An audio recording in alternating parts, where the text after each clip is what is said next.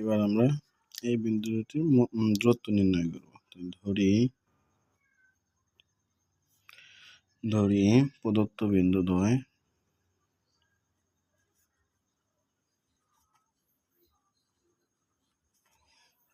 P-3 7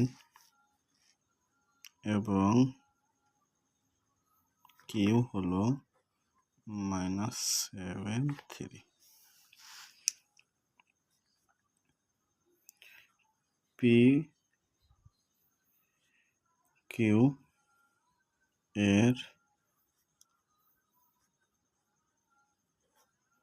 মধ্যবর্তী দূরত্ব সমান √(x2 - x1) whole square plus y2 - y1 তার হোল স্কয়ার। এবার সূত্র অনুযায়ী যদি আমরা মান বসাই তাহলে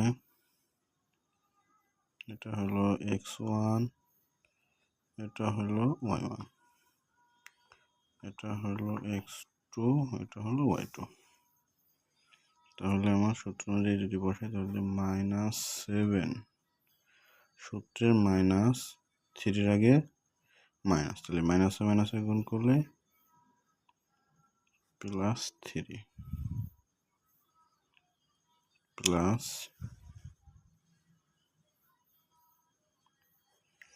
y2 এর মান আমার 3 মাইনাস y এর মান 7। স্কোয়ারের ভিতরে যদি মাইনাস থাকে সেটা প্লাস হয়ে যায়। মাইনাসের 7 আর প্লাসের 3 বিয়োগ করলে কত? -4। এখানেও -4। এবার যেহেতু আমার পাওয়ার কি স্কোয়ার মানে কত 2 জোর মাইনাসটা কি হয়ে যাবে প্লাস, 4 স্কোয়ার করলে 16, 4 স্কোয়ার করলে 16,